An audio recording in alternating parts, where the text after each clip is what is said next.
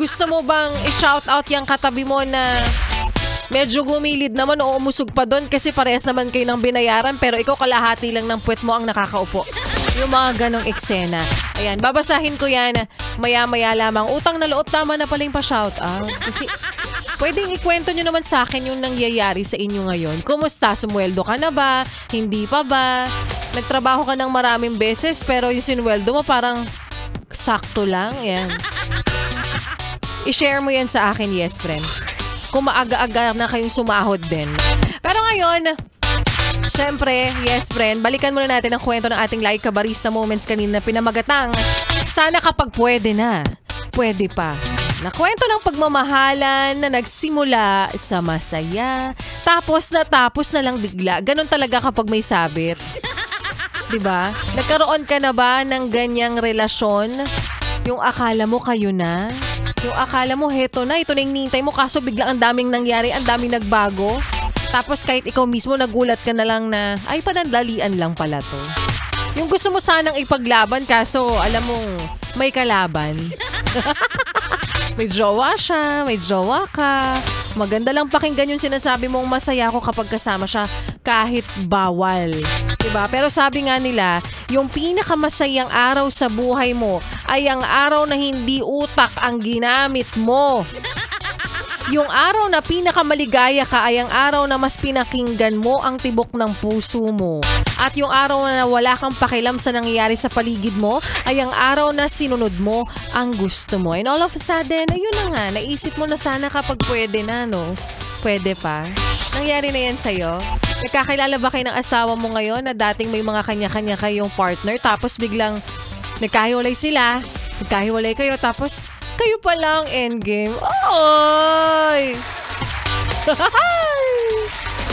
Anyways, para sa iyo na-experience yan, ang bottom line natin dyan, no regrets, just lessons learned. Diba?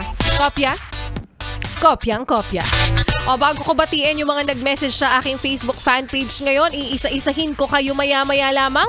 But for now, i-announce muna natin syempre ang winner! Winner! Medyo parang kalaban pala yung pantunog ng gano'n. Ang panalo na lang. Ang panalo para po sa ating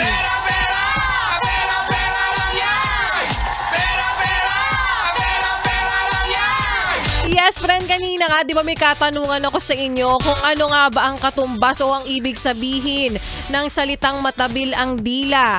Ang ibig sabihin po, ang sagot dyan ay masakit magsalita.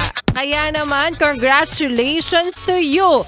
Congratulations sa ating winner ng 500 pesos ngayon. Ikaw ay walang iba kundi si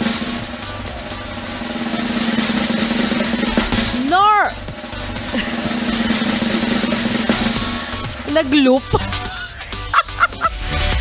Norman Gonzalez, congratulations! Ng Pasig City, congratulations sa iyo. So, i-PM mo na ako sa aking Facebook fan page ng iyong GCash account. Tapos, kung saan ka nakatira, pangalan ng iyong asawa, ng anak, at ang suking tindahan. Suking tindahan? Charot lang. Congratulations! At para sa iyo, yes friend, huwag kang mag-alala na ako. Napakadami pang pagkakataon para ikaw ay manalo, makasali at mapansin ko ang iyong kasagutan. Lagi ka lamang makinig sa mga programa ng DJ sa 101.1 Yes FM. Oo, dito. Malay mo ha, yes friend, araw bukas ng mga puso.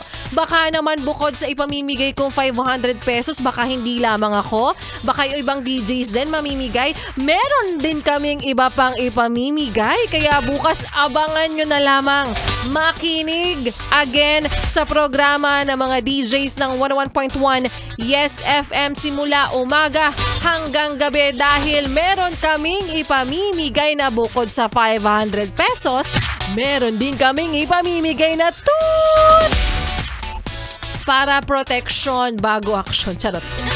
So abangan niyo yan. Again, congratulations sa winner ng ating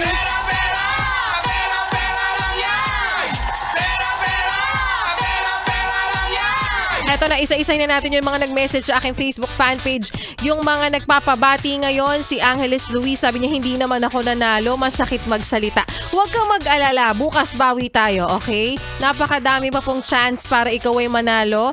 Lea De Castro, pa-shoutout sa asawa ko na si Randy Teodoro, salamat. I-date na kaming mag-ino. Ang sarap-sarap namang makarinig ng mga ganyan mapagmahal sa kanilang pamilya. Christine Ramirez, hi Ate Laika, shout out po sa boyfriend kong puro court. Galaw-galaw din, Valentine's na bukas. Dalin mo daw siya doon sa may may word na court. Ilan pa sa mga yes pa rin natin nag-PM. Ayan, si Kuya Norman Gonzalez. Ayan, siya yung ating winner today. Congratulations sa iyo, kuya, kung nasaan ka man. Sana gabayan ka palagi ni Lord.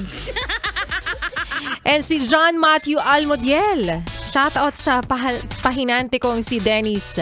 May pick up kaming oven dyan kanina sa office. Kinuwento yung buong buhay.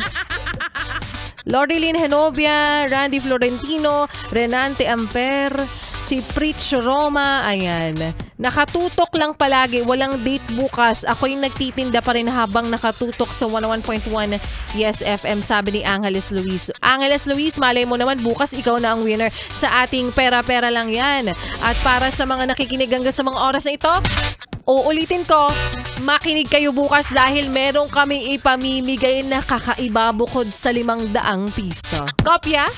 Kopyang-kopya. O siya, ay, nagdaan na ang 3 oras na ating pagsasama, mga yes friend. Pero hindi matatapos yan dahil susunod na ang programa ni Ganda Wanda at bukas ulit magsama-sama po tayo. Same time, same frequency, and same station. Eto, at sundan mo pa ang mga kantahan natin dito sa 101.1 Yes FM kasama si Ney and si Yeng para sa kanilang kantang Kailan. Minsan napapatanong na rin ako kung kailan. Kailan nga ba? Dito sa 101.1 Yes FM Solid.